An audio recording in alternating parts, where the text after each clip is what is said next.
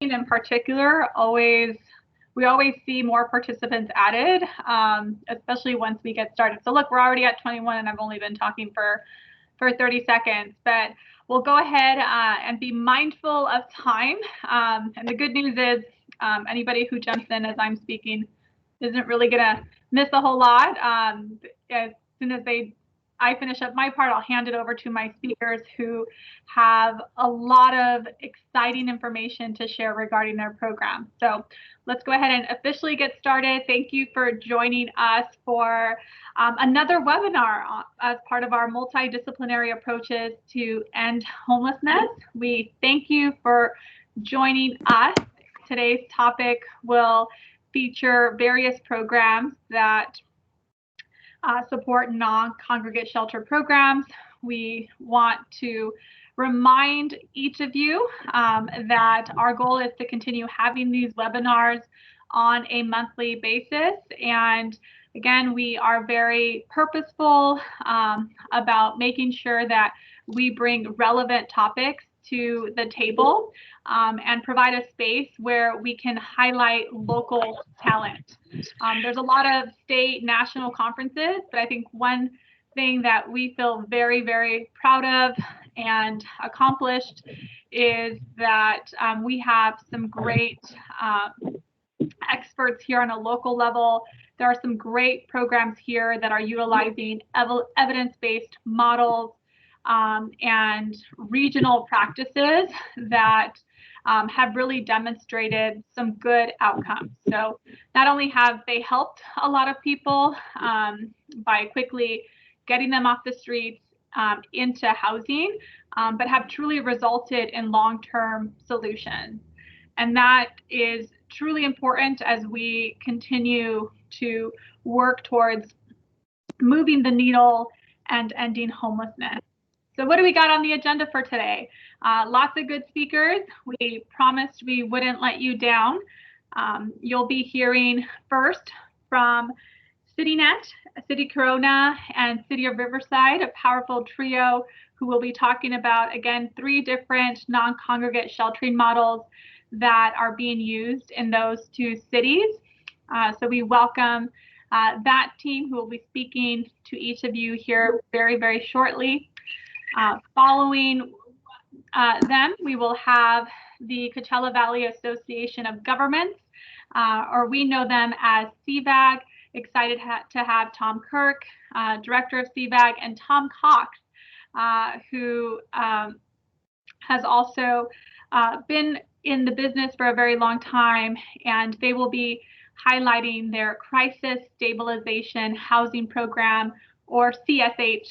You know how much we love our acronyms. And then last but certainly not least, we're excited to have the Housing Authority team here in attendance. They will be sharing on Project Room Key, again, another non-congregate shelter program. So this is very timely. As you know, we're still very much trying to address homelessness in the midst of a pandemic. And these 3 programs launched very quickly and provided a critical service, which not only, again, ensured that people who were highly at risk could shelter in place, but also provided a great benefit to the community, and as a whole supported our response to the pandemic. So truly excited to get to have our speakers here today, and I know that you will enjoy them just as much as I do. All right, before I hand it off, really important for you to sign in using the chat box. Please type in your name, agency, so we can keep track of who is here.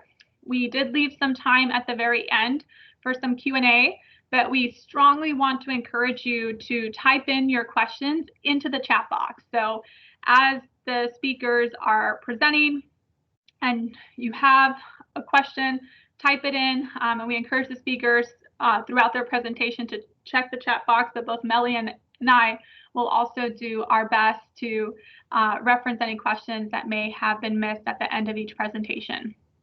So with that said, Melanie, I think we can jump over to the next slide and give it up to CityNet, City of Riverside, and City of Corona, who are all in the house. Here you go, guys. Thank you so much for joining us. Thank you, Tanya. A wonderful introduction, and I'm glad you touched point on some things that I want to speak about regarding non-congregate shelter. So, hello, everybody. My name is Tyler Atonin. I work for CityNet. Just a quick introduction for those who haven't met me. I have been working in homeless services for over 5 years now. I've had the ability to work in outreach, case management, but more recently, since about 2018, I've been able to be heavily involved in non-congregate shelters. So I'm actually really excited and passionate about this specific conversation. So I'm very thankful to have been asked to speak about it. We can go on to the next slide. Perfect. So on the agenda today, just sort of brief, but we'll talk about what a non-congregate shelter is. I want to talk about the examples of the non-congregate shelters that you see in the county of Riverside. The two cities particularly that we're going to focus in on today is the city of Riverside and the city of Corona. And then I want to talk a little bit about the benefits of the non-congregate model, both from an operator standpoint and also from like a client standpoint, and then have it open for questions and answers. When speaking about non-congregate shelters, it's important sort of to hear the side of the operator, but also to hear the side of the city and what their reasoning was for supporting the non-congregate shelter model, the funding streams, the outcomes, and see it from their lens. So I'm very thankful to be joined by Hafsa Keika from the city of Riverside and Karen Roper from the city of Corona, who will each spend a little bit of time to discuss those things regarding the shelters that are in their city. So next slide, please. All right, so what a non-congregate shelter is. A non-congregate shelter differs from your typical community shared space setting shelter. Most of the shelters that we have operating today are actually in a congregate setting. So what that means is it could be divided by male and female, but the general living spaces are together. So sometimes you see this as bunk beds, sometimes you see these as beds in a large area. But what we're going to talk about today is non-congregate. And what non-congregate is a shelter that allows for a private living space that separates individuals from the general community. Non-congregate shelter has really been popping up in popularity recently due to implementations of safety measures as a result from the COVID-19 pandemic. Whenever I try to find a definition of something, I'll look it up on like Webster or Google real quick. When you type in non-congregate shelter, you're going to have a very hard time finding a definition that isn't directly tied into a response from COVID-19. So you're really starting to see how these two play in. I'm going to jump into it, starting with Hafsa Keika. She is the Officer of Homeless Solutions for the City of Riverside, and she's going to sort of talk about the non-congregate shelters in the City of Riverside. So go ahead and take it away, Hafsa. All right. Well, I am going to try to keep it as brief as possible because this is certainly highlighting our providers who are providing non-congregate. But first of all, I just want to thank Tanya and team. Thank you for taking this idea. I know that Karen and I came to you in regards to having a webinar for non-congregate and just really wanted to say thank you always for taking the feedback. And of course, thank you, Karen. We're always on the same wavelength and I appreciate the support. So with that being said, also, Tyler, I want to give you a big thank you and kudos for all the work that you've been doing with CityNet, and we're so incredibly grateful. And everyone, happy Earth Day. Today is Earth Day, so I just have to make sure, you know, love to the Mother Earth. So with that being said, really quickly, and I'm timing myself here, I don't want to go too long. So first of all, what's really important about some of the work around non-congregate or even congregate shelter is the fact that the City of Riverside adopted the Housing First plan with our housing authority. And I know Michelle Davis is on. I want to thank her for all her incredible work that she's done. And Housing First obviously paves the way to ensure that we're creating shelters, but of course, more importantly, permanent housing.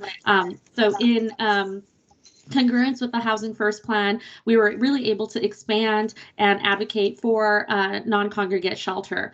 The Healing Campus Collaborative, that's really important to this work.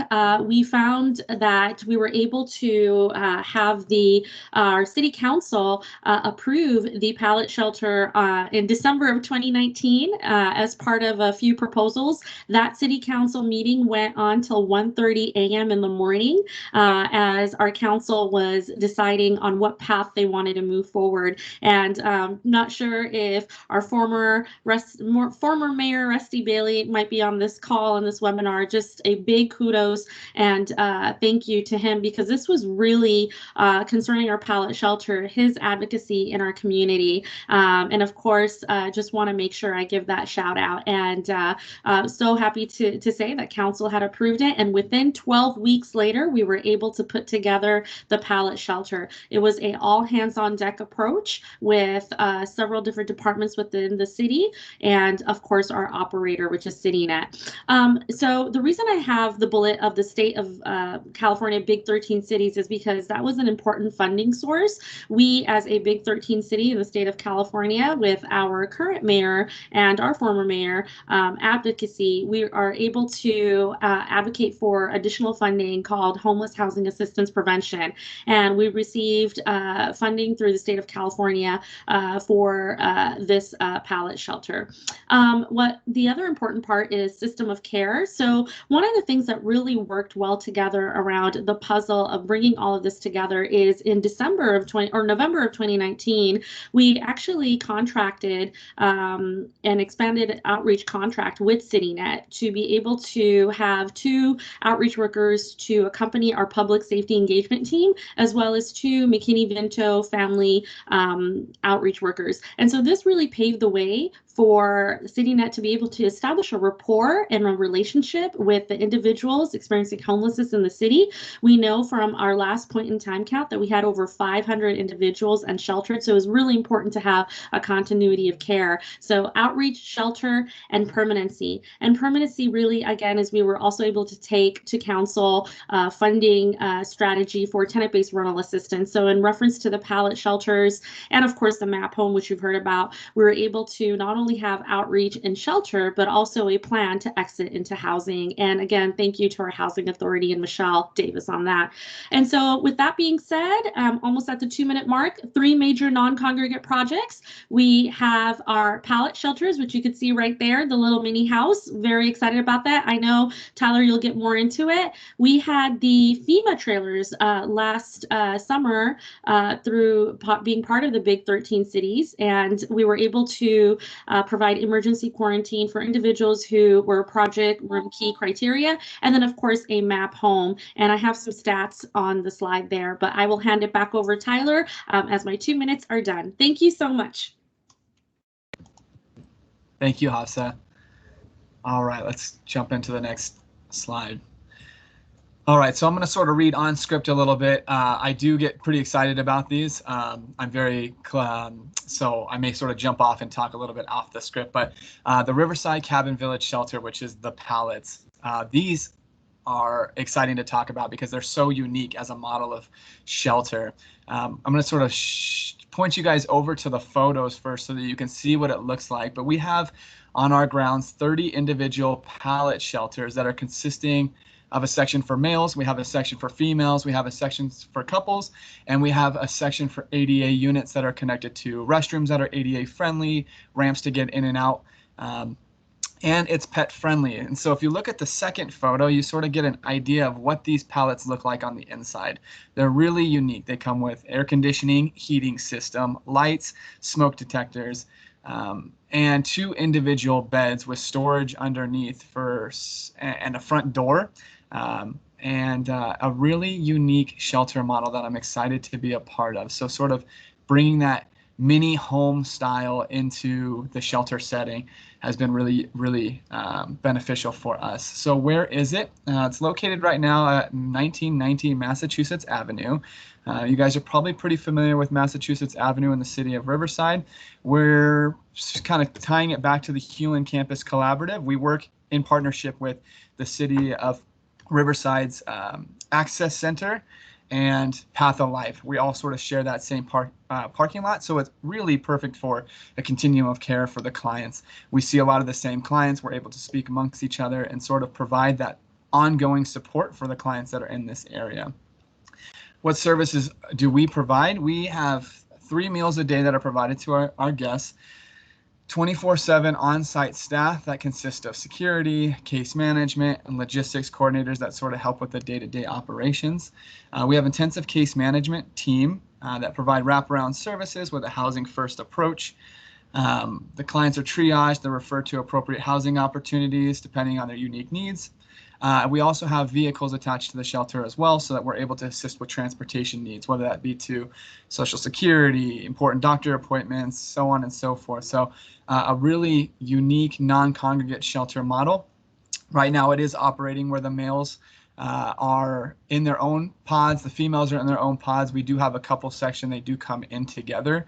And then the ADA unit, the people that are allowed to be with them are sort of in a caretaker position. So sometimes those are doubled up as well. But we are currently at capacity. It seems to be a really popular shelter model. As soon as somebody gets housed, we usually quickly have a turnaround of someone who wants to come in. So we're very thankful to be able to operate the pallet shelter. So let's go on to the next non-congregate shelter example. Massachusetts Action Plan, also known as a MAP home. This was a really ambitious, an exciting project that we had the ability to sort of assist the city of Riverside with. It was a 40 motel room that served as an emergency shelter, and this was in a direct response to the Massachusetts Avenue remediation project. Provided shelter to the homeless residents who were residing on Massachusetts Avenue. Those that are familiar with Riverside probably remember Massachusetts Avenue and sort of its expansion and its growth over the years. I know that I started in Riverside a little over 2 years ago, and I just slowly started seeing it expand and expand. So the city of Riverside created this sort of MAP home program where we were able to house those individuals that were on Massachusetts. So where was it? We were able to establish a partnership with the Quality Inn. We kept them local, so the Quality Inn was about a mile away from where they were residing previously. So we were very fortunate to be able to do that. We know sort of how our homeless neighbors like to stay in the communities that they feel are home, right? So we were able to establish a relationship with the motel management, and they allowed us to operate a shelter that was on the independent side of the building. We actually used the back side of the shelter, or the motel. So we had a whole side of the motel, which sort of kept the shelter, the ability to operate the motel independent from our shelter services. We were able to serve similar things to the last shelter. A lot of these are going to be sort of the same. We were able to serve 3 meals a day, 7 days a week, 24/7 staff, where we had security on both sides of the building, case management, logistics coordinators. This one was exciting because we were able to partner with the Housing Authority, Riverside's Housing Authority, to provide eligible clients with tenant-based rental assistant vouchers. This, in short, provides up to 12 months of subsidized rental assistance, which is linked with case management services, where our case managers will actually work with the client, first to try to meet the barriers of the client and try to overcome those barriers so that we can gain an income for the client so that they're self-sufficient to take over the rent after 12 months. We also triage clients that aren't linked to the TBRA and refer them to appropriate housing opportunities, and as well, transportation services were provided. So a really fun and unique model that we were able to be a part of. This one I'm very excited about. This one was really, really neat. This is our Riverside Emergency Quarantine Facility. We also called it, like we said, we love acronyms. We called it the EQF. The EQF were 15 trailers that were placed by the Riverside Airport.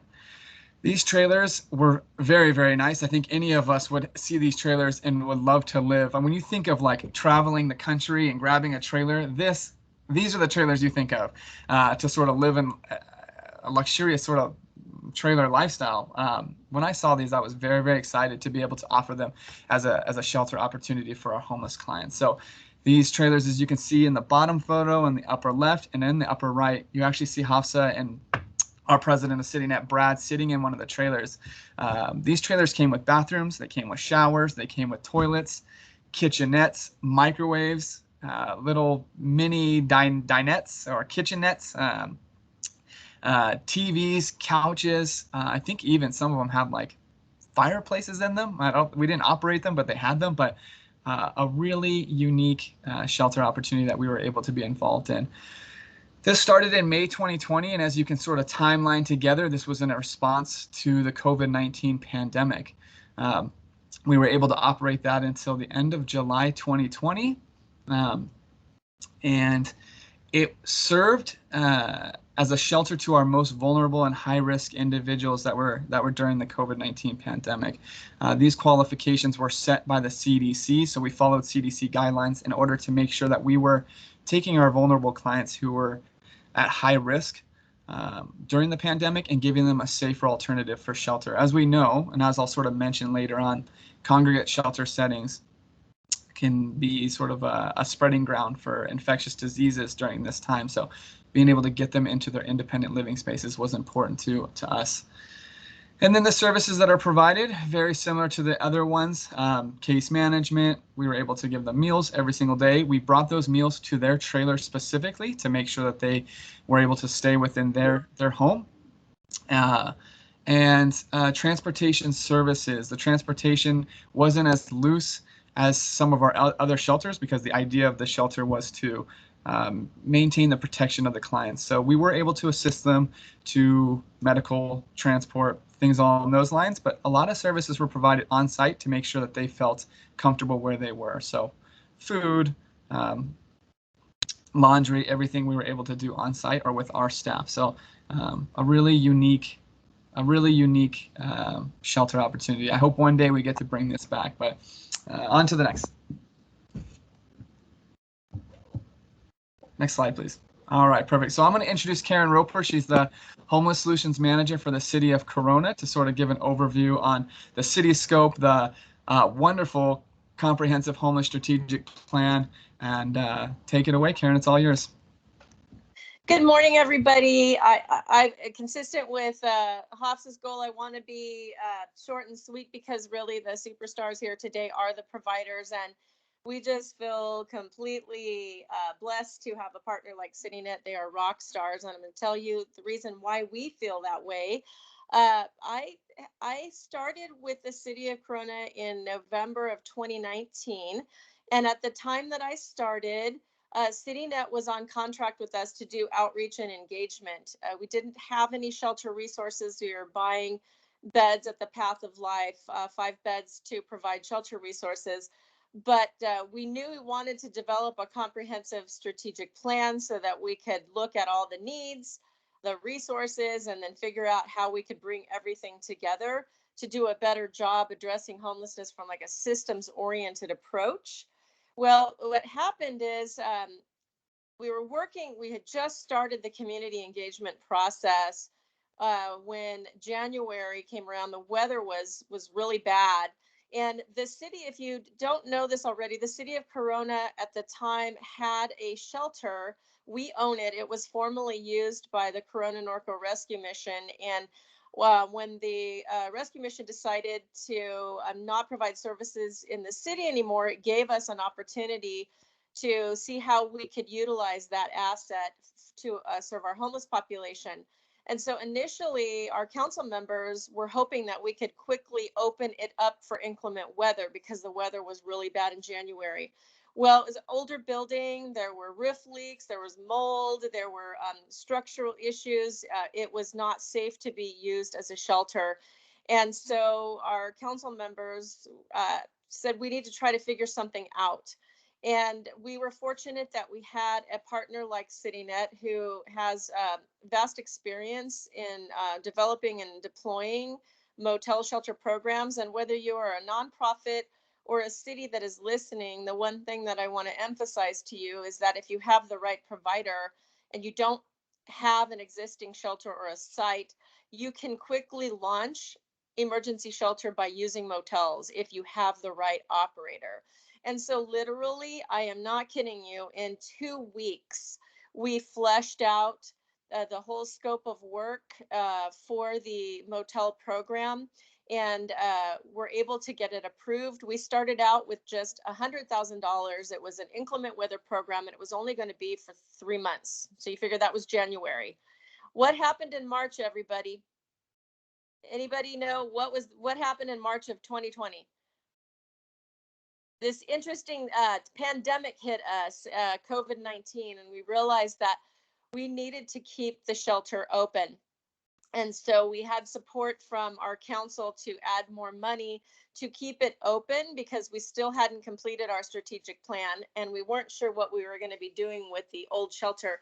So the city council invested $200,000, and then we were successful in receiving our first continuum of care grant to support COVID-19 shelterings during the stay-at-home orders, which is really great. So it transitioned from inclement weather shelter to providing safe, non-congregate shelter. And so then it would continue to provide a really great, not just a place to stay in terms of shelter, but CityNet has been very successful in getting folks placed into permanent housing. And so we've achieved great outcomes for chronically homeless as well as transitionally homeless. And then as we continued down the path of developing our homeless strategic plan, our city council ultimately agreed to use that site that we have a shelter, and we're renovating it. And that's going to be a facility that will be shelter for men, and it'll be a navigation center that will provide all kinds of multidisciplinary services. But the city council also agreed to keep our motel shelter program around. So it transitioned from inclement weather to COVID-19 sheltering to now it is officially a year-round emergency shelter. And right now it's providing shelter to single adult males, females, and families. Once Harrison opens, our city-owned shelter, then our motel program will provide services to unaccompanied females and families. The thing that I want to mention again to the cities that may be listening, or to nonprofits that want to figure out how they can help cities to provide resources to shelter their homeless, is our city council saw the quick results. When we opened in January, before the point in time count, we were able to house a lot of folks, and it even made an impact in our overall unsheltered count, which was really helpful. And then when you are applying for funds, if you have local investment, this program is primarily funded with city general funds. So it was helpful for us to show that local investment of general funds to then be able to secure the continuum of care grant. So when cities make a local investment of dollars, they are better positioned to apply for other types of state continuum of care or other resources. So it's a win-win when you can show leveraging at the local level. So now the program is almost $800,000 program that provides 20 rooms per night. And like I said, it's super successful because of CityNet. We are, as part of the homeless strategic plan, adding doors to housing on the other end. So we will have a tenant-based rental assistance program and a permanent supportive housing. And we expect that we'll even see more successes in placement for permanent housing. And I'll just end with this: considering how tight the housing market is, I just want to give kudos to CityNet, because they have done a great job getting people stabilized in our motel program and onto permanent housing. So a big shout out to you, Tyler, and the rest of the amazing team. Thank you so much. Thank you, Karen. As always, a very great introduction to my slide. Thank you so much for touching the basis of the funding and the homeless strategic plan. So I'll talk a little bit right now about the emergency motel voucher program. She had mentioned that it had started as a inclement weather program, and then the pandemic hit, and it sort of was able to expand from there. And we're very thankful that it has, and we're hoping that it just continues and continues and continues. But we have been able to assist in operating this program since January 2020. So we have over a year. So we hit our year mark. We're very excited about that. So what is the Corona Emergency Motel Voucher Program? It's a 20-room emergency shelter for neighbors experiencing homelessness in Corona. We serve males, we serve females, we serve families, but anyone that has strong ties to the city of Corona and aren't experiencing homelessness, we can provide shelter services to them. It's a scattered site motel. It's a scattered site model, so we utilize partnerships with several motels within the city of Corona. This is really unique because, one, we build partnerships with motels and allow them to sort of buy in to trying to end homelessness in their city and in their community. We have a lot of great motel owners and property managers who work closely with our case management team. They sort of buy in and they'll give us calls on the weekends and saying, oh, you know, I saw so-and-so today, he made the appointment, I saw him leaving for the appointment you had made, or whatever it may be. But it's kind of nice to see them getting invested too. So we're always excited to work out of motels. As Karen mentioned, it is a great way to pop up a shelter in a sense, because you have the beds, you have the furnishings, you have the room set in place, and it's sort of plug and play. You put the client in there, you wrap around them with case management, and you try to make success happen from there. So we've had great success with the city of Corona, the relationships we've built with the motels, and the partnership that we have with Karen Roper. The meals that we provide are very, very similar to the rest. 3 nutritious meals a day, 7 days a week.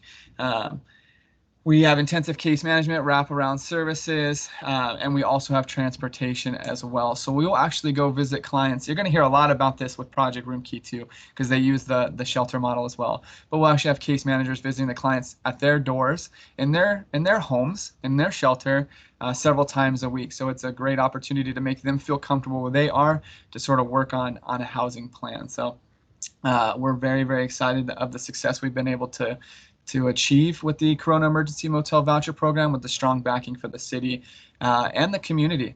So thank you so much. All right, next slide. So this is benefits of the non-congregate shelter model. There are probably hundreds of more benefits that I am not touching on in this particular slide. These are sort of the big ones that popped out to me as an operator. I'm sure that you guys can think of your own, or may have suggestions of others, but the non-congregate shelter model, where you give somebody their own space, whether it be a trailer like you heard today, or whether it be a pallet shelter, or whether it be a motel room, it allows them to have their own space. I think that's sort of the big thing to focus on. And it adds dignity to the shelter opportunity. It gives the client their own space, a clearer mindset to work on a path to self-sufficiency. A big one that we hear a lot of is confidence and security. Feeling confident and safe in their own secluded environment. I think it's crucial to the journey of the client to feel safe where they are in order to focus on themselves. Not only focusing on themselves, but focusing on their property as well. Theft among our homeless neighbors is something that you guys will hear. Anyone who's worked outreach will hear, my items got stolen yesterday, my wallet got stolen, whatever it may be. But when they have their own confined, secure space, they feel like their items are safer from theft. So that's a big one that we feel is a benefit of the non-congregate shelter. Life skills. This is one that I have my case management team focus on. We're using this as a leap pad into their own permanent housing, their own room for rent. In order to maintain those permanent housing, you have to be able to maintain cleanliness, quality of living. So I utilize our case managers a lot to look into their room. How are they keeping their room? Are they bringing in a lot of things that are, a lot of trash from outside into their room? How do we work through that? So it's a really good, giving them their own space is a really good opportunity to work on their life skills with them, to get them to progress into their own apartment or their own room for rent. And it's a safer alternative when we're speaking in terms of the pandemic that we're in right now, or any other infectious diseases. It's a safer alternative. And in March 2020, the U.S. Department of Homeland Security and FEMA recognized that non-congregate shelter may be necessary in a public health emergency to protect public health and save lives. So some of the shelters that we discussed earlier were a direct result of the COVID-19 pandemic. Tyler, just to give you a heads up, we are over on time, so if you want to take 1 minute just to kind of wrap up. Thank you. So for direct quotes from clients, because you hear from me the benefits, a few quotes that I grab from clients is, being in a non-congregate shelter helps with the noise confusion. When you're able to be in a quieter environment, you're able to focus and reflect on what you need to do to move forward without the distraction. And then also mental health, people that struggle with anxiety and PTS, like the client had quoted here, being in a shared space is difficult. So being able to offer them an alternative as a non-congregate shelter works for them. Some of the key words during all the sort of conversations I've had with them, one of the big ones that stuck out was peace of mind, safety, being in a controlled environment, and privacy. So those are some things to keep in mind when you talk about clients' testimonials. And I'm done. Questions and answers. Thank We can keep you. that short.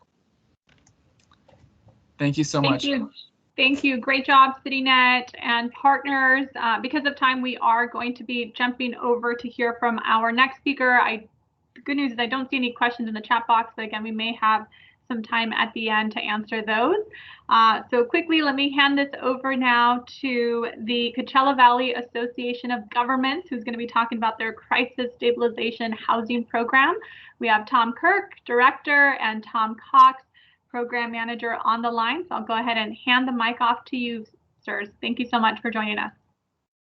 Thank you, Tanya, and thank you all for having us. I was thinking about part of that presentation, Jeff and Karen. I'm going to create a little segue. This may be less about what we're doing here and more about how we're communicating what we're doing. And one of the things that Karen said in the last presentation is getting city general fund money is really important to leveraging other dollars. And another thing that Jeff said is we all love acronyms. I run an organization that's not used to be in social services, and we've been in the homeless business for 12 years, and I still can't figure out what you all are saying. I don't understand this language. And so what we've tried to do here is explain our homeless program to a broader audience, and particularly elected officials. And this is a discussion that we're having right now with all of our city councils. And we're asking each of them to continue contributing about $100,000 per year into a regional homeless program that hasn't been done quite this way, as far as we know, through a regional government in the state of California. With that, I'll run through the presentation. And here we go.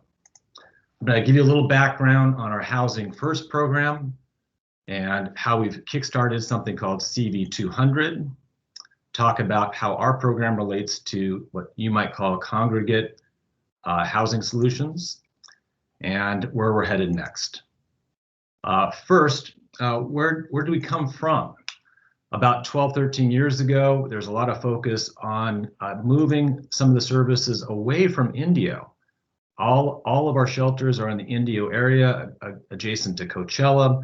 And the community there was concerned about an overconcentration of services, including county services. And so the concept for Roy's Desert Resource Center, named after the late Roy Wilson, county supervisor, was born, and the county built the facility or improved it in North Palm Springs. And we operate it through Jewish Family Services of the Desert. We helped thousands of people over about 8 or 9 years. And one of the challenges we had, because this was sited in North Palm Springs, we spent about 1/3 of our $1 million a year budget just moving people back and forth from North Palm Springs to services in Palm Springs and Cathedral City. In 2017, Jewish Family Services said so long to our program. They didn't want to operate it anymore. They were a fantastic nonprofit provider. And the county needed the space for a long-term mental health care facility. So in 2017, we closed the door on our 120-bed shelter and opened the door on a Housing First program. And most of you on this call know what Housing First is all about. We retained Path of Life Ministries, who was a fantastic partner, and Path of Life Ministries was helped to some degree by the Desert Healthcare District out here, who retained Barbara Poppy to guide our program. You know what Housing First is better than most.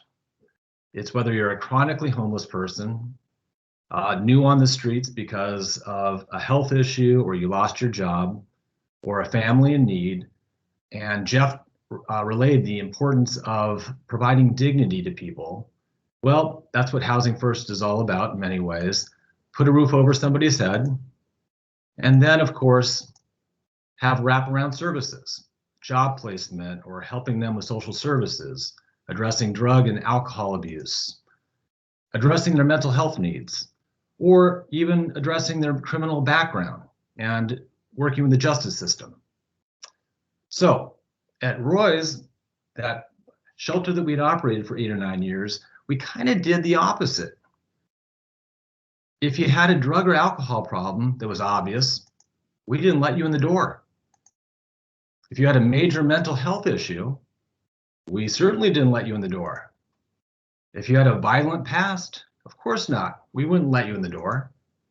And so we helped a lot of families, and we helped a lot of folks that were newly on the street, but the chronically homeless, and I know this is a caricature, but this is how many see the chronically homeless, we didn't let in the door.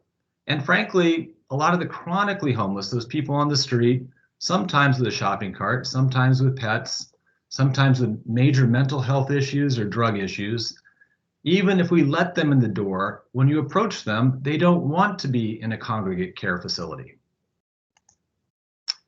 And yet it's the chronically homeless that we're spending a lot of our public services on.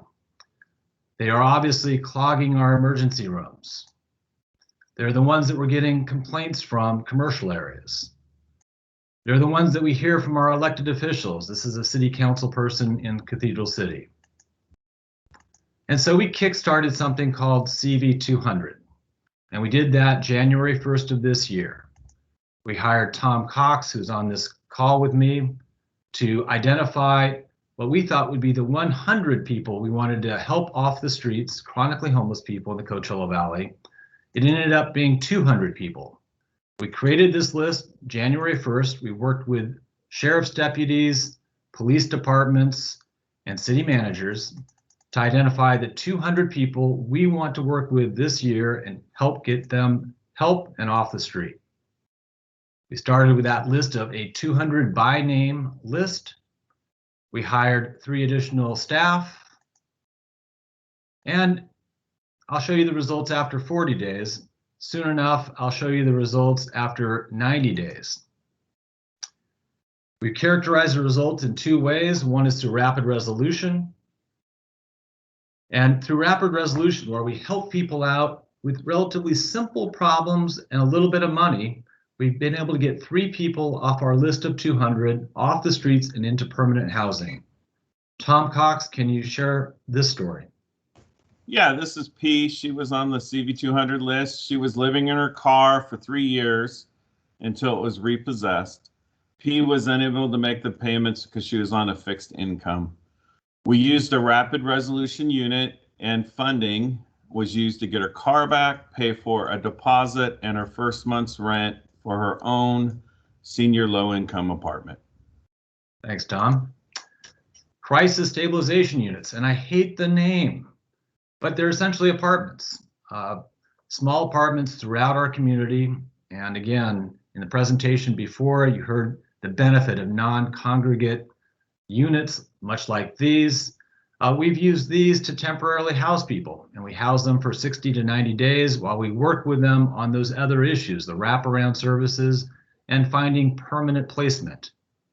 We accept pets, partners, and their property. We didn't accept 1, 2, or 3 of those items when we ran a shelter. And we've actually helped 16 people through the system into our crisis stabilization units and into permanent housing. Tom, can you share this gentleman's story? Yeah, this is H. He's a veteran and was homeless for 40 years. He was placed in one of our crisis stabilization units, and we provided him case management to get his veteran paperwork, and that was finalized. H has moved into his senior low-income apartment 2 months ago. And one person came through our system. We housed them in a permanent place, and unfortunately they died. And this, again, shows you how important it is for us to get to these chronically homeless people, that many of them do have serious health issues. The sooner we can help them off the street, the better. And this is not entirely a success story. Our total exits off the 200 list in the first 40 days, 20. Not a bad start to the program. So how do we fit into the system in the Coachella Valley? We've talked about the shelter system and housing first. It's not one or the other. With shelters, we know they do a great job of helping people in the short term. But for the chronically homeless, they may not ever show up at a shelter. They resist being helped by shelters. And that might be our niche, the housing first niche. And when I compare the two types of systems, frankly, shelters help a lot more people. More showers, more meals, more nights helped out of the cold or out of the heat.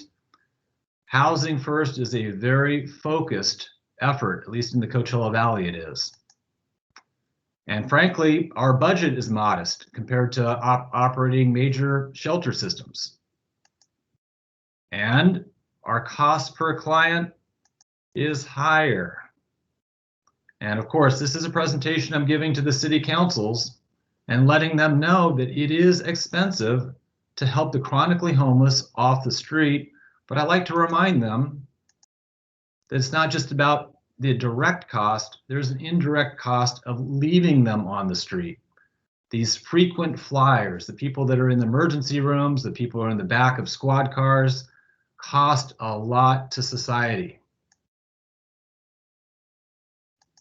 And the chronically homeless are the ones that are costing our city governments and county a tremendous amount of money. The Desert Sun out here did some analysis of our Housing First program a couple years ago with Path of Life, compared it to some of the shelter operations. And what they found is our shelters generally, every 100 clients that a shelter touches, about 5 of those clients end up in successful exits.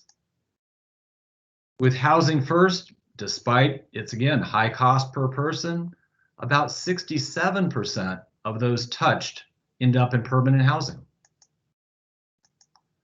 So moving forward, what are we doing next? We're going to build on the success of the first 40 days.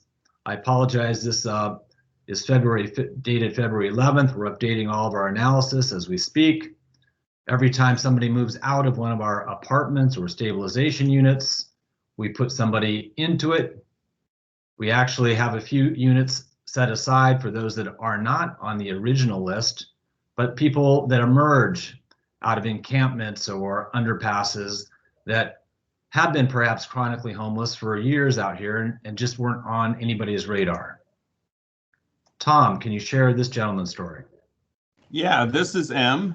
He was also on our CV200 list.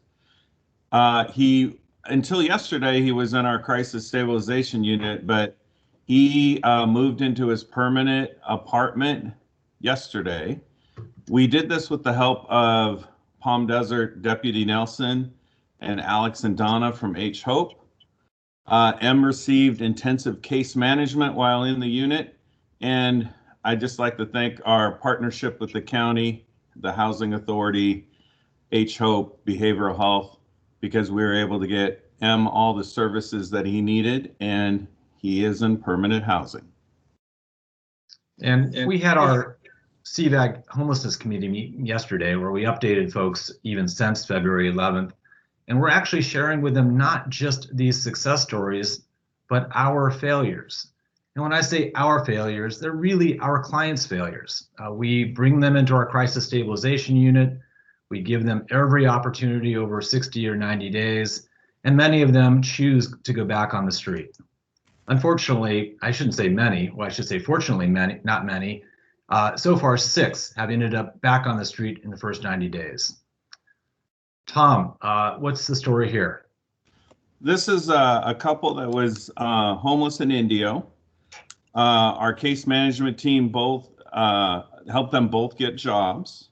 We assisted them in a housing search, but after 60 days, they had timed out of our program, so we were able to move them back home with their family, which they weren't able to live with their family because they both weren't working. So since they're both employed, their family had them back, so we transitioned them to their family. We did receive an HAP grant of $250,000 to take a vehicle that we owned as a part of the homeless operation at Roy's and convert it into a mobile access center. And we're in the process of doing so and hiring 2 more full-time employees to help us manage that. This will allow us to really get out to encampments and do more street outreach. We're also working with the Desert Healthcare District, who has committed a $500,000 grant to our program to really focus in on those hospital frequent users. And we know because of privacy concerns that we can't get a by name list from the hospitals, but we can help them with discharge planning and finding an opportunity for them to have respite care. We're working very closely with the 2 major hospitals out here to do so. Our next steps, build on our early success, continue to get the city and county contributions. We've been very successful so far. Implement the grant for the mobile access center, and really expand and target the emergency room frequent flyer program and try to divert the chronically homeless from those critical pieces of medical infrastructure. With that, I'd be happy to address any questions, and I'm sure Tom Cox will be as well. Thank you so much for that great presentation. I don't see any questions in the chat box, but there is a comment from Ben with IHP. IHP has a recuperative care program for members leaving the hospital and a permanent supportive housing program for IHP members with chronic conditions. Questions can be directed to housingteam@ihp.org. If referring a client, please send a secure encrypted email. So a resource there for our speakers, all of our speakers, but then also all of those of you in attendance. Since we are good on time, I don't see any questions, but if anyone in attendance would like to ask a question, feel free to unmute yourself and ask the question now. Sure. It's Karen. I wanted to just make a comment about what Tom had to say. It's so important. Tom, thank you for bringing this up. You mentioned the value of cost benefit and understanding the system impacts when there are no solutions for chronically homeless.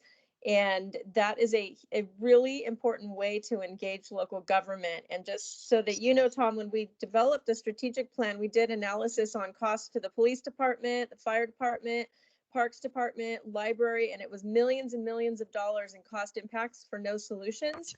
So I just want to congratulate you guys for really emphasizing that really important policy aspect. And I know that's how you've been successful in getting local government support from multiple cities. So congratulations on the great model that you're using.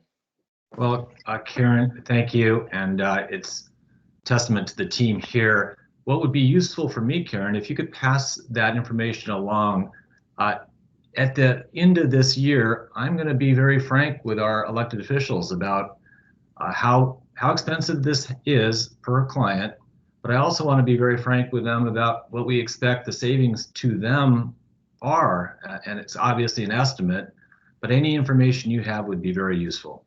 Yeah, just for you and anybody else, if you do a Google search, City of Corona Homeless Solutions, you'll get to the website and you'll see you can get to a full copy of our homeless strategic plan. And in there, you'll see detailed cost analysis on how much it was costing our different city departments with no solutions. So. And Tom, I also want to just add in real quick, excellent work and echo Karen's sentiments with the city of Riverside. And I know Ben kind of mentioned it on the chat box. We actually are going to be having 2 recuperative care projects, well, with IHP. So we've got the mental health beds with Helping Hearts, and then we have Illumination Foundation for the IHP partnership with recuperative care. So I would love to connect with you as well and kind of discuss some of the process and policies that's happening at your end of town and see how we could connect, because echoing what Karen said, you know, these overarching policies are so important as we try to garner the support politically to ensure that not only are we mitigating impact to the community, but also providing provision of services. So thank you for bringing that. We will be connecting, Hafsa, and it'll probably be Tom Cox who speaks your language and all of your language. I just do the pretty pictures and talk about our successes and sometimes failures, but Tom is the intellectual guts behind the program. So thank you. And we do have Margaret Atkins with her hand raised. Margaret, we'd love to hear your question or comment. Thank you, Tanya. You know, I just wanted to say it's just awesome to hear of the work that everybody is doing in the communities. And I know we're on different ends of the county, and so it's much needed. My specific question is for Karen. Karen, as you may know, I represent DPSS with the Housing Support Program. And so we do have some families in the city of Corona that are homeless that we currently have in hotels or motels. We may currently have in hotels or motels. If we wanted to transition them into the city of Corona's congregate shelter, would we contact you directly, or who could we contact in order to make that happen? Yeah, definitely feel free to call me, and we can talk offline and see how we can collaborate. I would love to do that. 951-739-4949. Thank you so much. You're welcome. All right. Well, thank you again, both Tom, Tom and Tom. we appreciate you joining us. We're going to jump over now to our next speakers. We're going to hear from Housing Authority Project Room Key Program. We have both Marcus Dillard, Program Manager, and Gina Morosco, the team lead over that program, on the line. So we'll go ahead and let you guys take it away. Thanks, Tanya. Thanks, everyone. So we are definitely glad and thankful for the opportunity to be before you guys today. So Project Room Key. Project Room Key was a program that the county started in response to the COVID pandemic. Once the COVID pandemic hit, we were trying to figure out how we could respond to the needs of the community. And in order to do so, I know Tanya's in a different department now, but I do want to give her a major thanks, because at the time she was actually with us that we had to start this process. And immediately we thought about how we can service clients from beginning to end. So that included outreach, case management, and navigation services.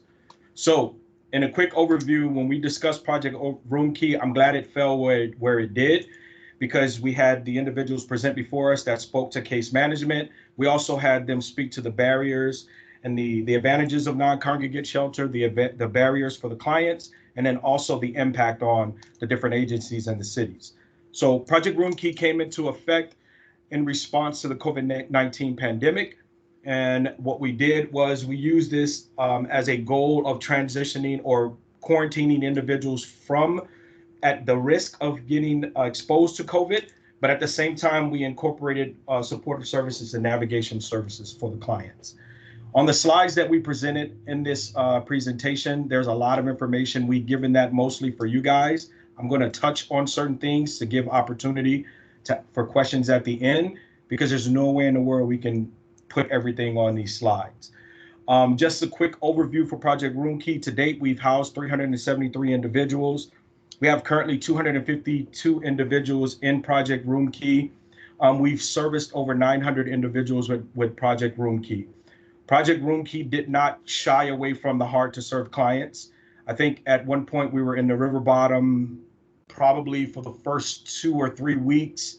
We were getting all of the clients that were being serviced or have had services with other agencies that may not have been successful. We wanted to take this as an opportunity to see, could we help these individuals? So our service delivery has morphed over time. And one of the things that we did to increase our service delivery, I'm sorry, you can go to the next slide, is we included a biopsychosocial analysis for our case management and service delivery. Now, I know we are not social workers. At the time Tanya was here, she was MSW. But what we did was I went to a biopsychosocial analysis, because a lot of the individuals that we serve that are on our by name list have multiple barriers that we have to address, and trying to pigeonhole them into one service delivery model would not allow for the best success. So we had to look at all avenues to create a level of success for our clients. And one of the things that this actually incorporated for us was the ability to utilize diversion as an opportunity for some of our clients.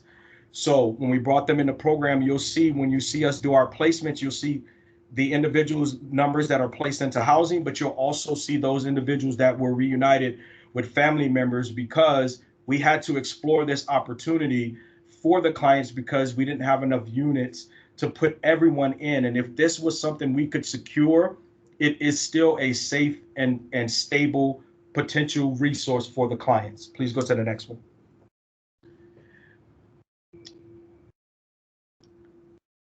So from homelessness to housing, the first 2 to 4 weeks, we make sure that we get familiar with the clients. And the biggest thing is trust. The clients have to trust us. You have to develop rapport with clients very quickly. And because clients have been through other systems and other services, they have their reservations about if it's going to be successful. So it's up to us to not only make promises, but to stick to our word, to fulfill those promises. And if we do that, then we build that rapport that we need to get the clients to go to the next step.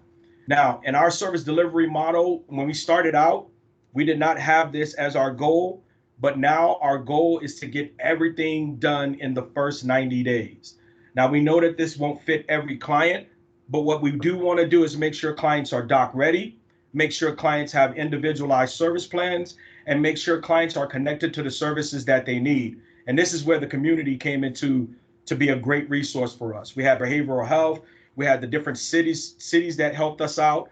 We had the shelter programs that helped us out. We had adult protective services of many different agencies that assisted us in this process. Because if we had a barrier for the client, we were able to connect them to some of our partners. And this allowed us to have a higher level of success with some of the clients. So we develop these service plans with the clients. We review the biopsychosocial analysis. We see if there's areas where we can actually get these individuals connected to resources. One of the things DPSS helped us out in the beginning. They helped us get to a point where we were able to send over information to them. They were able to check if these individuals were connected to resources, connected to different resources already in the county. And that allowed us the opportunity to make sure that they were put in the pool for service delivery outside of what we could do immediately through the county. So as we move forward, we wanted to get into what everybody knows us for, and that's the navigation. So the primary piece of this that you're going to see is navigation. And I'm going to have Gina discuss that, and then I'll close it out at the end. Hi, everyone. Gina Marasco here from Housing Authority. So in regards to navigation and knowing your role, our navigators are our case managers or our residential advisors. So they do serve that dual role. Ideally, we would like to have maybe staff members solely here for navigation purposes. We haven't been able to get there just due to like staffing reasons and turnover. But so currently you'll see that our case managers are our residential advisors. So a residential advisor is the same thing as a case manager, but for our hotel purposes, we have our case managers kind of divvied up based upon the hotel. So it's one person for that hotel for consistency purposes. So you'll hear me alternate between case manager and residential advisor. I do apologize in advance, but just know that that's the same role. But going back to our case managers, they definitely take on an all-encompassing type of role. So they don't just focus on navigation, they focus on all these other different areas first, and then that leads to that navigation. So when we're creating a navigation plan, you're going to be looking at all of the different information you've been able to gather from the client so far, your observations. Do they have docs? Meaning like their IDs, so the birth certificate, social security card, California ID, do they have proof of income, that type of stuff. So the navigator will definitely create a housing assessment. So that will, it's a really brief little questionnaire that goes over like some preliminary type of information that we need to hear. So what is your credit? Do you have evictions? Where do you want to live? Where are your 3 cities of preference? So on and so forth. Next slide, please.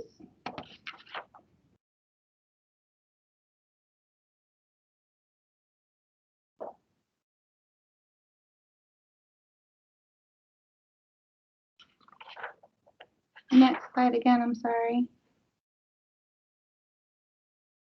All right, so this is where our caseworkers will definitely create a physical plan. The physical plan will first and foremost address areas pertaining to health and wellness. So we definitely observed and have seen that when you give an individual who has been homeless, whether it's chronic homelessness or depending upon the person, even if they've just been briefly homeless, when you give somebody money or if you give them a subsidy for housing and you think like, hey, here's a unit to apply for, here's how you're going to pay for it, jobs done, we learned that that's not how this works. When you have people that have unaddressed areas of health and wellness, so whether that be their emotional state of being, maybe they have some undiagnosed, unmanaged behavioral health, maybe they're also utilizing substances, maybe it's a combination of two where you have two disorders, co-occurring disorders at the same time. So initially off the gate, our caseworkers will try to develop that rapport with the client to address these areas first. Once we get them either connected to behavioral health, connected to the appropriate services to manage and to consistently continue, working with the clients in those areas, then we'll start to focus on doc readiness and then their financial stability. So depending upon the client, everything is 100% individualized. It is tailored to the client. No two service plans will look the same because the needs of each client will vary. So with that being said, we then start to focus on those areas. So obtaining your California ID, all that good stuff. Looking at your income. Do you have income? Do you not? You kind of adjusting from there. If you have income, let's of course get the income proof. If you don't have income, then I'm going to work with the client on an individual basis to see if you are able-bodied. Can you work? Can you work part-time? Can you do like therapy type of employment? Or maybe we need to get you connected to like HDAP because maybe you are disabled, but you just haven't gotten that connection yet to SSDI. So that's all the stuff that we look at. Lastly, then we go on to our housing stability and then the permanent housing route. So if I can have you move forward again, please. So the flow of a housing conversation, kind of like what Marcus said, we are not social workers by any means, but we do train our staff in regards to behavioral health. So we definitely have had them take on an array of different behavioral health offered courses so that they can learn how to engage, how to speak, how to appeal to the clients in a way that's not going to be threatening, in a way that they're going to be able to identify, hopefully find some sort of similarity and then be able to work cohesively and effectively together. So we definitely instill in all of our different case managers to be empathetic, to have active listening, to explore the strengths. Our ISPs have sections where it will literally say client strength and then like ongoing obstacles. These are things that we share with the clients. The clients have a copy of it, they sign it as we go, and that way they're aware, and then they can also start to, by default, without us even maybe saying like this is your strength, just by reading the ISP, they can then hopefully start to build confidence within themselves. And once we start making progress in little areas, you'll see that kind of gains some movement, and then we'll start to make progress in other areas as well. Moving forward, please. So our navigators are definitely expected to use progressive engagement. This is so big. So they come in 1 week, they'll task the client with something. Say, for instance, it's maybe applying for a unit. You come back next week, client hasn't applied for the unit. So the progressive engagement on our side is holding the client and will clearly informing them of what the task is that we're asking them to do, coming back, and then that follow-up. If you come back and they didn't do whatever task it is that was needed per that action plan or the individualized service plan, then at that point we'll give them maybe a couple more days to get it done. If they can't, then we definitely take the lead and we're like, all right, cool, we're going to help you do it. For whatever reason you weren't able to do this, let me handhold you, let me walk you through this process. And that's that progressive piece. We always task the client first, and if not able, then we're willing to take on that area in order to make ends meet. And then if we can continue moving forward, please. First and foremost, Marcus kind of touched base on it, but we heavily rely on diversion. So initially when we start to meet with the client and talk to them, we're going to explore any opportunities that they have within their own means. So like, hey, like an easy way to start this type of conversation is just to simply ask the client, like,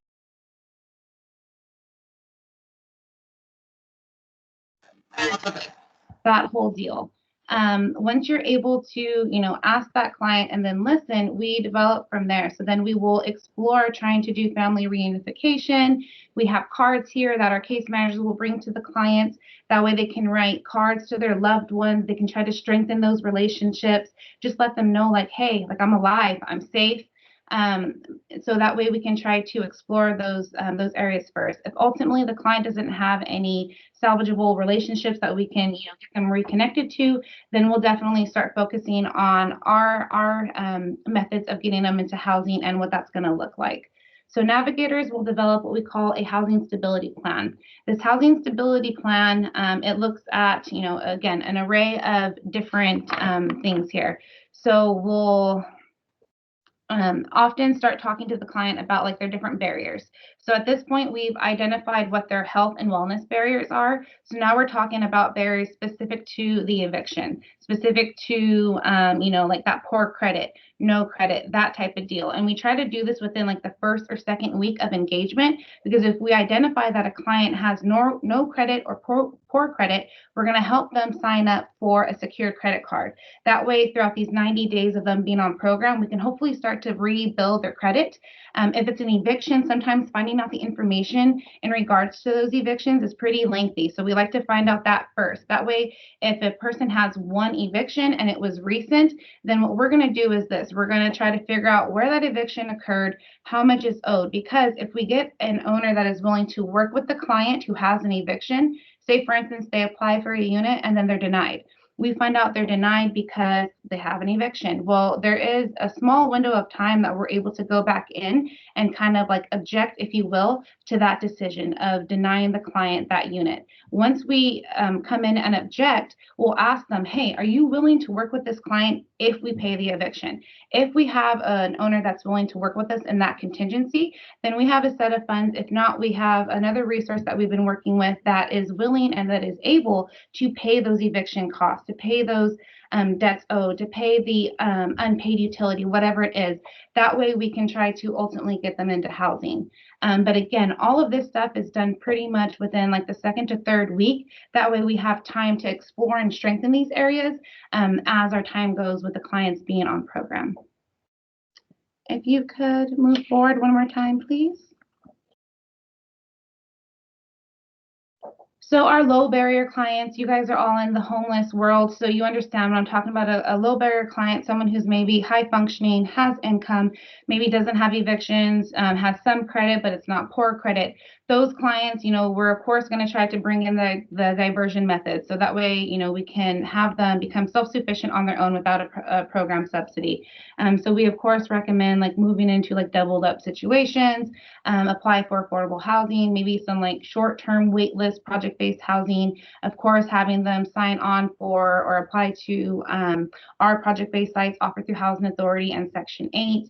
But we're going to try to work very quickly and rapidly with them. That way their homelessness doesn't continue to occur while they're on our program, and we can hopefully get them in and out very quickly. If you can move forward again.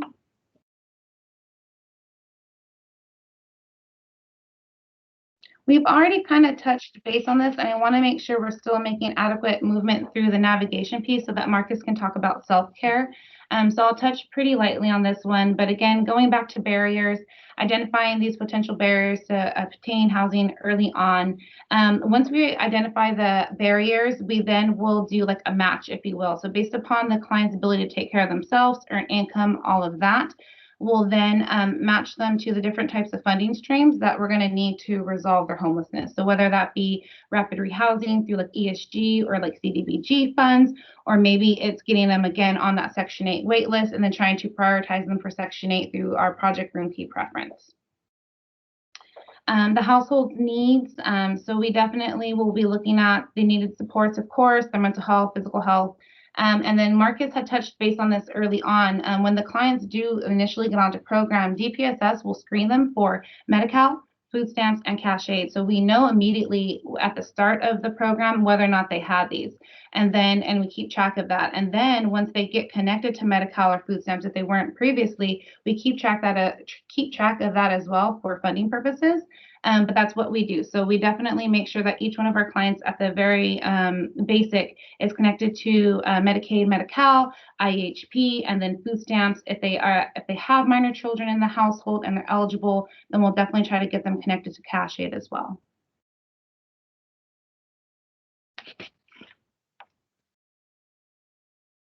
This is in regards to, next slide as well. So these upcoming slides are in regards to like physical, like unit navigation. We didn't reinvent the wheel. So we're probably not doing anything different than you guys as far as finding units. We're looking in, the internet, Yellow Pages, Zillow, Trulia, newspapers, Craigslist, Facebook Marketplace actually has been really helpful.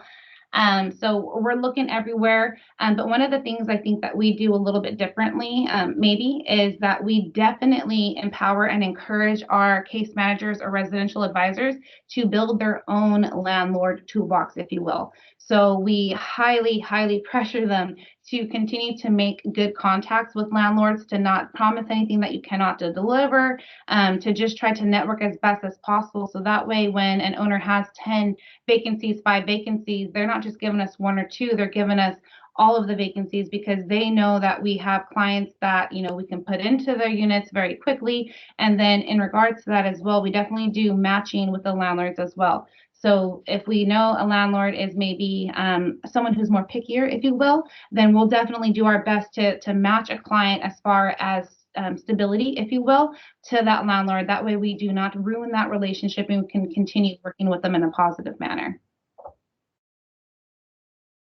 Next slide. And this is just for consistency and effective purposes. Whenever our landlords, whenever our caseworkers are looking for landlords to work with, we of course will keep in mind the proximity of the unit to like maybe where the client works or maybe where their doctors are. We're not presenting units to clients that we don't think that is a viable offer for them. That way we're not wasting time, and that's how we're able to work so quickly with trying to get units filled as soon as we get word that there is a vacancy. But again, looking at all the different factors, looking at the client's wish list, trying to work with the client to maybe amend the wish list to what is just realistic. If they have 10 items on that wish list, well, what are your top 3? What are your deal breakers, if you will? Being strategic, I guess, would be the most simplest form to say. And the next slide.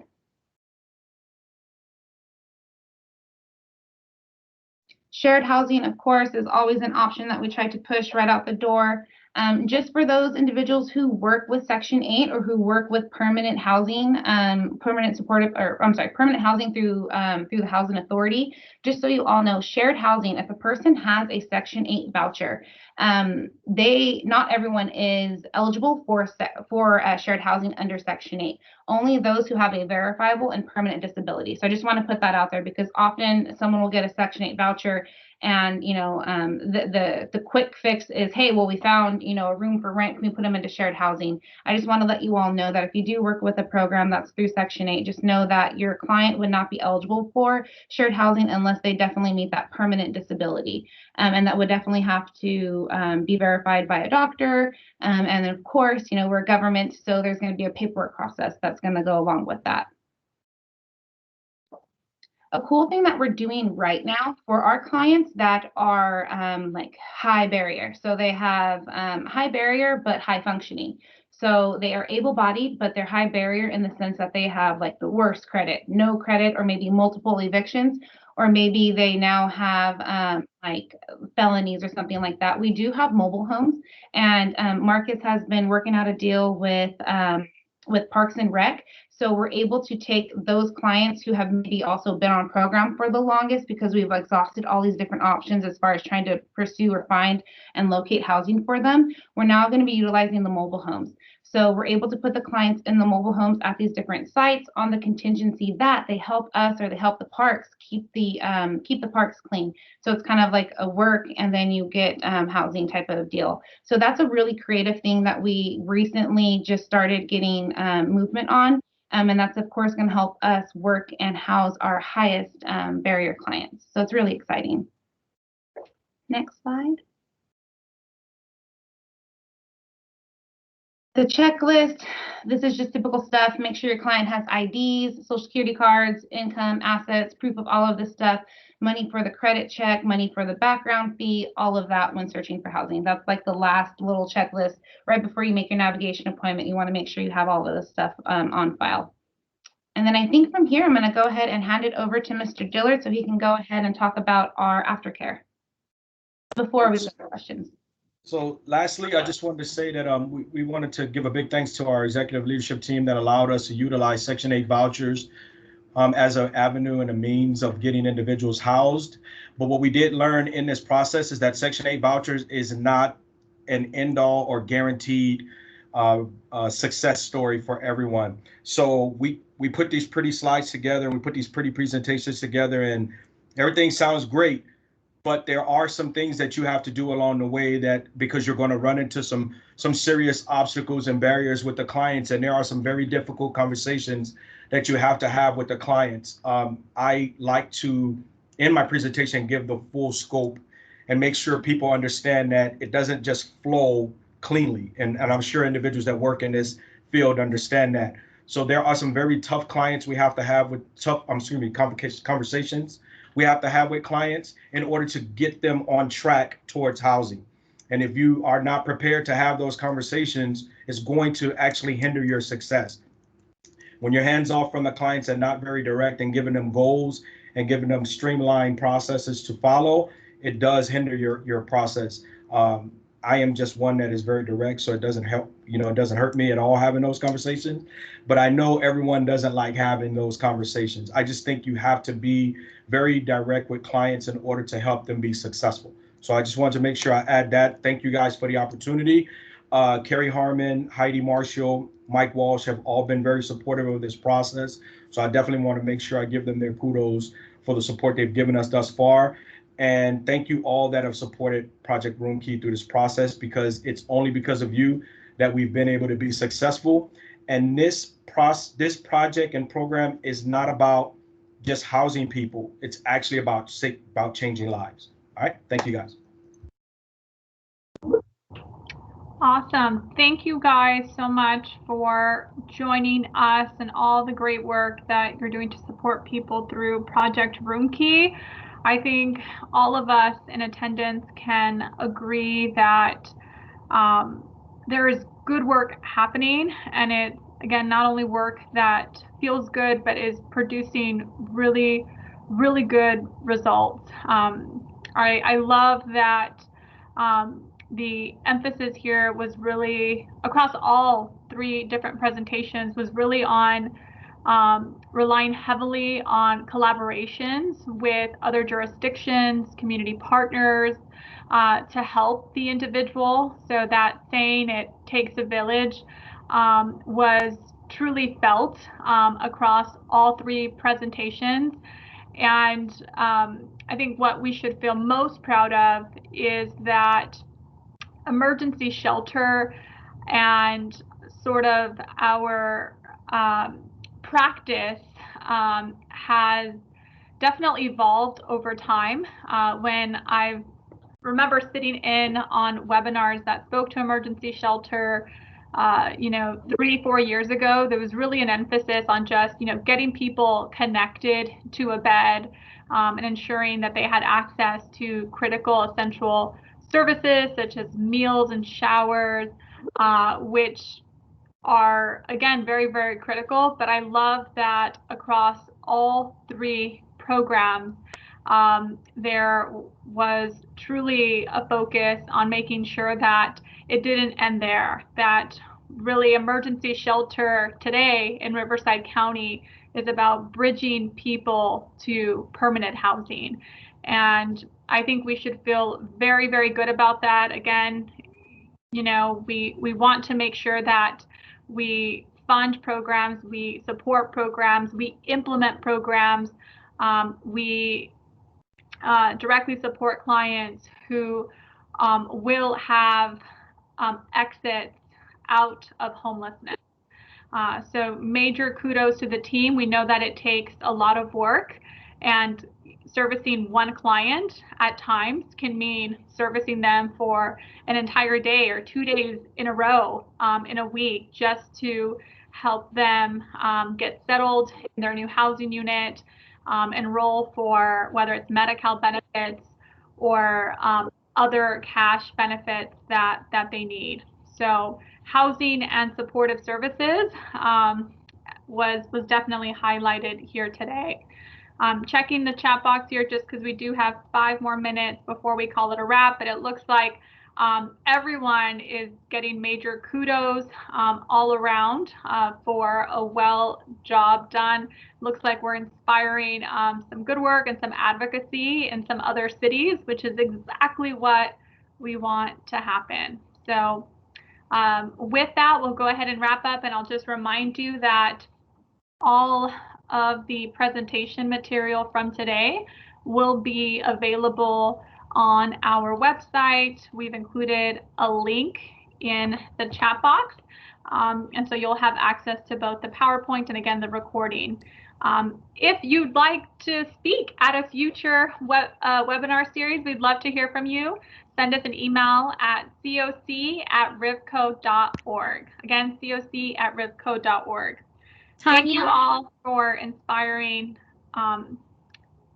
me today. And Hafsa, yes, I'd love to hear from you. I just want to say, I think you really nailed it at the end when you said inspiring the cities. And I know that Karen will agree with me here and so many others. You know, I see that Griselda was talking about Jurupa Valley. One real last quick thing I want to say is that a lot of these programs by our providers can also support the cities, not only in the provision of services, but one thing that I just wanted to point out that I forgot to mention because I was trying to be so careful about time is when we did our emergency quarantine facility with CityNet, there was some concerns, but what ended up happening is CityNet did a great job by working with our airport cafe to purchase the meals for the individuals at the trailers. So it ended up being sort of like a social enterprise, and we actually were able to support our local businesses. And so you could get really creative. All the meals were majority of the meals were purchased, and we have a lot of success stories on our social media. So that's a great way to show that not only is it a homeless service, but you could give back to the community, especially during a pandemic where they were being hit. The homeless program was able to support them. So I just really wanted to throw that out there. Thank you, Hafsa. I just wanted to remind everyone next month, with it being Memorial Day month, we are featuring veteran services on May 20th. It'll be another wonderful presentation. So please don't forget to join us next month. Thank you. Have a good one, everyone. Stay safe. Bye. Bye, everyone.